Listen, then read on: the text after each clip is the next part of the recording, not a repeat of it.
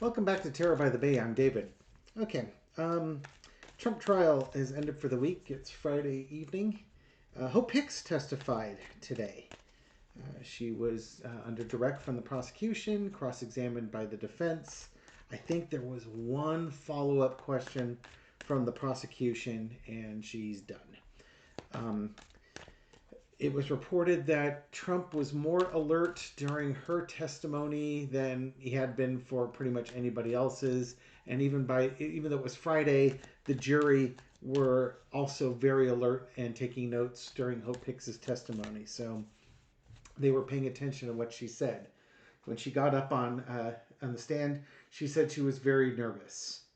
And again, according to folks in the courtroom, that nervousness showed throughout her testimony and started peaking when the defense started cross-examining her.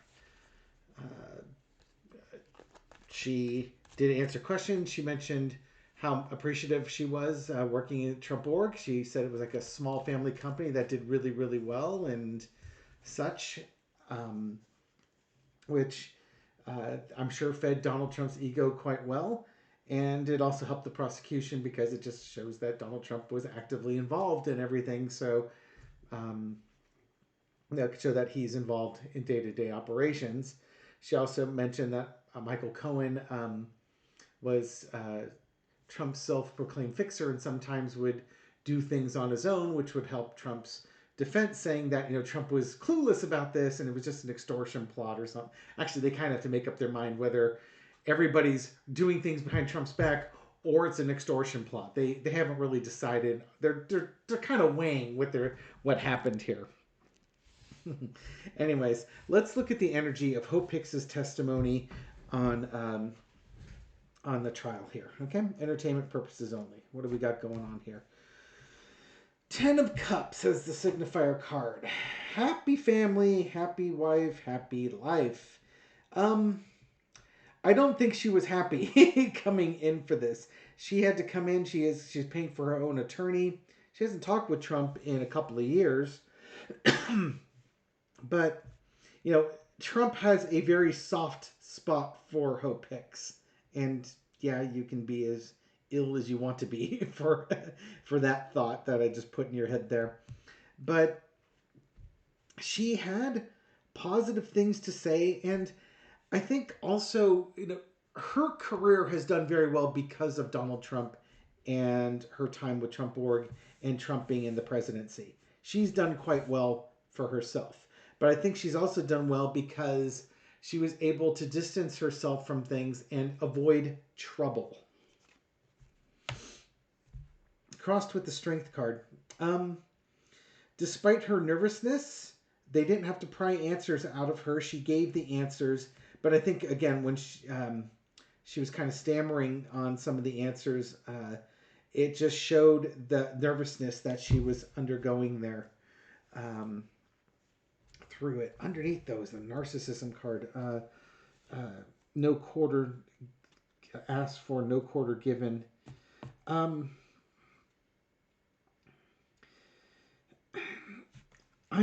thinking that,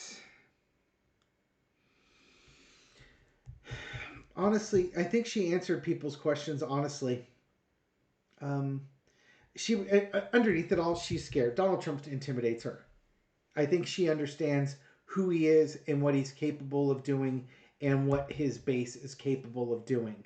So you have to be very careful how you paint things when you're going against Donald Trump in this case.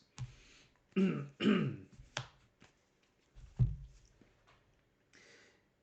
the past, we've got the Wheel of Fortune.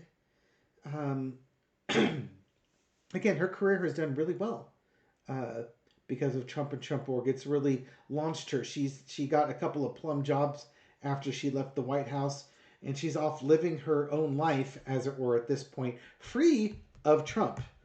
But now she had to come back and revisit. Oh, yeah. That part about her being nervous, yeah, she probably hasn't slept well, and she probably will continue not to sleep well until she can get away and find some anonymity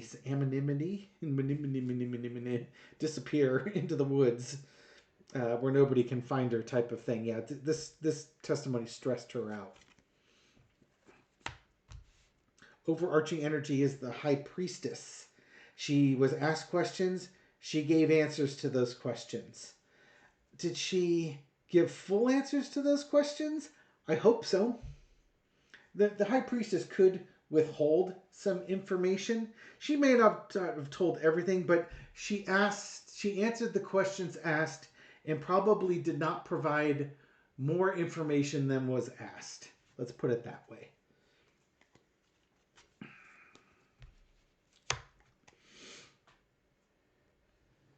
Lesson to be learned is the Knight of Pentacles.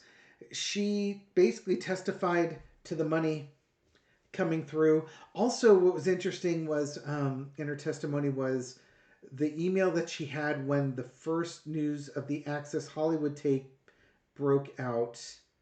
And the email said, we have to hear that tape to make sure it's Trump. And then item number 2, deny, deny, deny.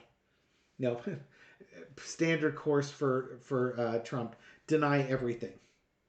Doesn't matter if it's true or not. Deny, deny, deny. But I think she brought some valuable testimony to the trial. Outcome is the Knight of Coins. She's going to go off. She's going to live her best life. And she's going to put this behind her. She is going to be one of those few people in Trump world that is going to escape this pretty much unscathed. She's not, she had to get an attorney and pay attorney fees and stuff like that for this. But the damage to her is more in her head and her anxiety than it is actual career-ending stuff. She's going to be just fine. Got a bright future ahead of her. We can argue whether she deserves that bright future or not, but it's not for us to judge. It's not for us to say one way or another. This is her taking advantage of the opportunities that she's been handed. And again, she was in Trump world and somehow it appears escaped with her soul. Good job. Not many other people can say the same thing now, can they? Okay. How did Trump, my brother's calling me. How did Trump feel about her testimony? How did Trump feel about her testimony? Okay, I ended up taking my brother's call. All right, so we're going to find out what's Trump thinking about Hope Hicks's testimony. 4 of Coins. Keeping things within, keeping things tight, keeping information tight. Part of the testimony was kind of interesting. Both Trump and Michael Cohen lied to her about the payments that were made to Stephanie Clifford, Stormy Daniels. Trump said that Cohen paid out of Cohen denied it. Cohen said there was no such thing and he could prove it.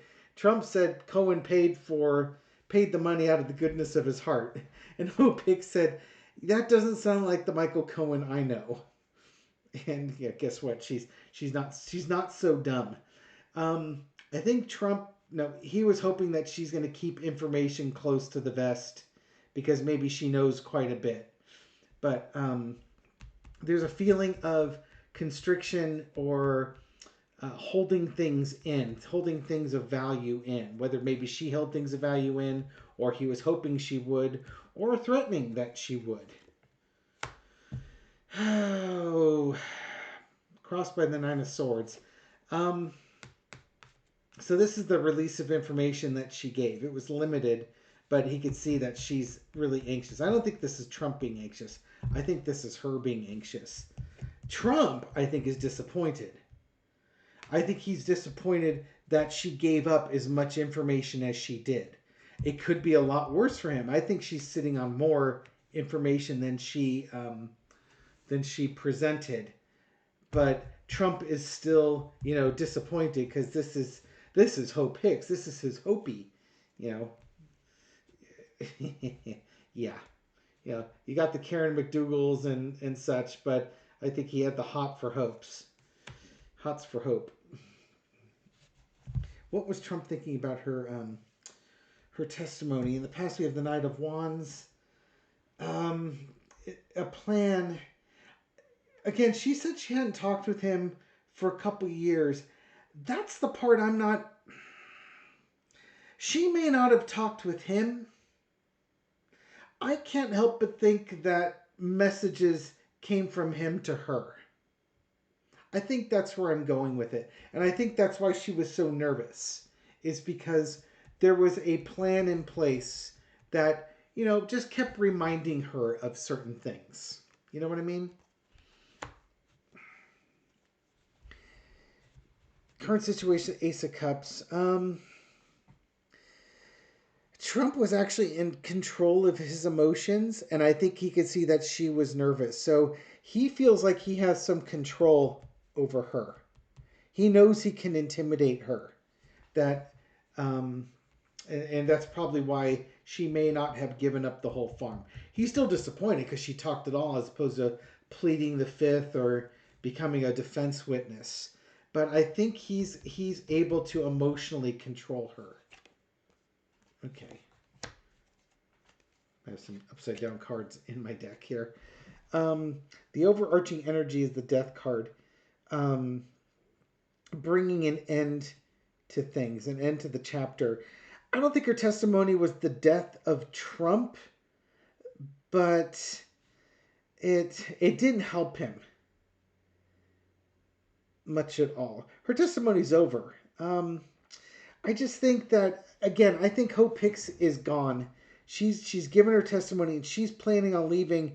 Trump will not be able to see her again, and I do think that any messaging that he tries to get to her is not going to be accepted. It's not going to be heeded. He's not going to be able to continue to manipulate her. I think that's come to an end because she's done the last thing she needed to do to break ties. Here we go. The lesson to be learned is the heartbreak and betrayal. I think this is more that she just testified, broke his heart. Some of the things she said also, were knives and stabs through the heart. But don't get me wrong, he did the same thing to her. Again, both he and Michael Cohen lied to her. So there's plenty of betrayals to go around. But Trump, he's a victim. So, Hope, this is his end of his relationship with Hope Hicks. She betrayed him. He's a poor little victim here. He's so disappointed. Yeah. And the outcome is the World card, bringing things full circle. This is the end of that cycle. So between the Death card and the World card, I think Hope Hicks, he's done with Hope Hicks, and Hope Hicks is done with him. He will not be doing her any favors. She's not going to be getting the Christmas cards or invited to his next celebration when he wins the golf tournament at Bedminster or something like that. She, believe it or not, she probably won't be invited. Terrible, isn't it? Okay. Lastly, what did the jury think of Hope Hicks' testimony?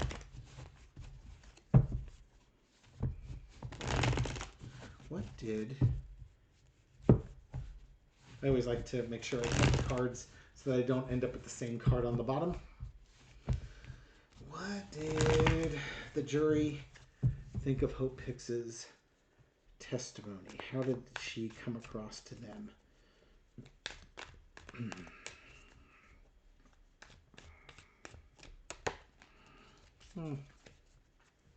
Let's go with this one.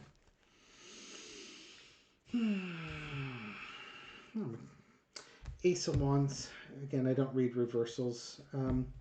I think they thought she brought good information.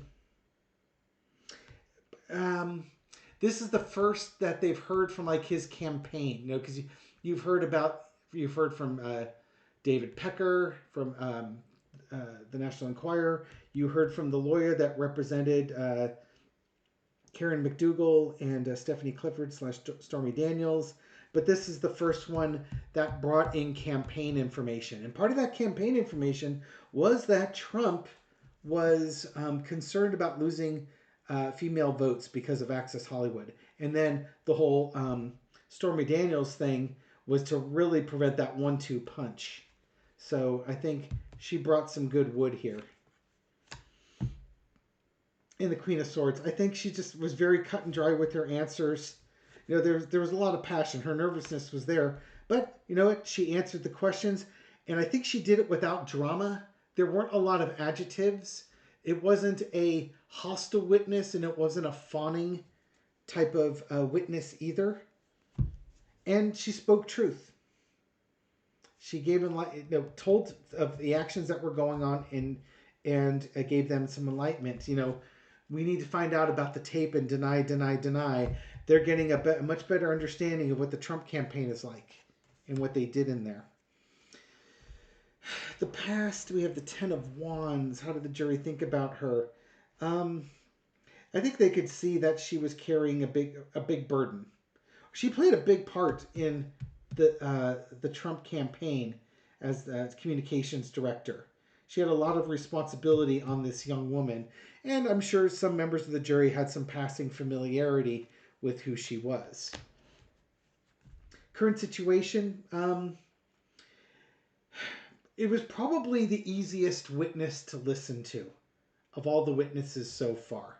She probably is personable, and we're not talking about David Pecker, who's the head person of the National Enquirer and is kind of in the mud, and we're not talking about Mr. Davidson, the lawyer for Karen McDougal and Stormy Daniels, somebody who's done a lot of litigation for hush money type payments. You know, these are kind of lower energy types. She's a much higher energy type here.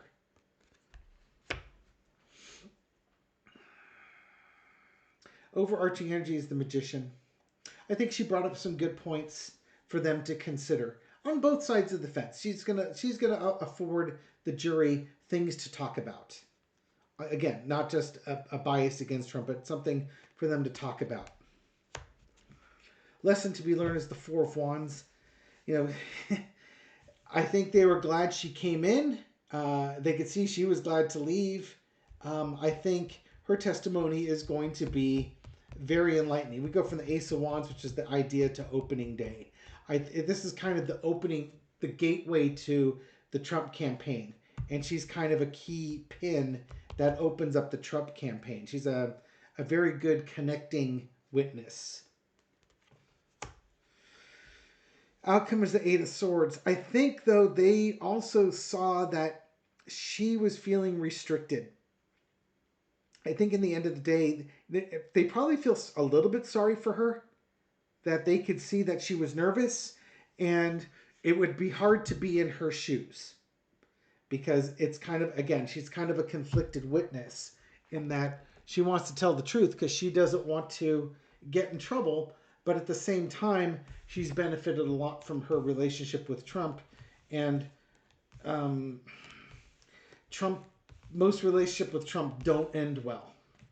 And a lot of people could end up being threatened by Trump supporters. So I think overall they came away with a positive view on her. And I think she provided a lot of enlightenment for the jury when they finally go back to contemplate this case and debate his guilt or innocence on these charges. I think we've explored it enough. We'll leave it here. Thank you very much for watching this video and supporting my channel. I appreciate it. Thank you very much for your likes, your shares, your comments, everything you do to feed the YouTube algorithm so my video makes it up to a wider audience. To folks finding this channel for the first time, welcome to the channel. I'm glad you found us, and I hope to see you on future videos.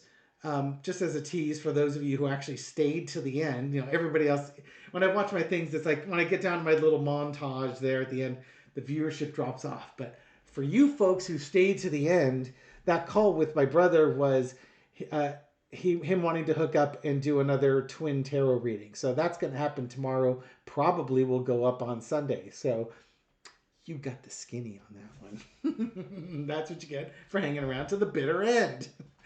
Have a good night. I'll catch you on the next video. Take care.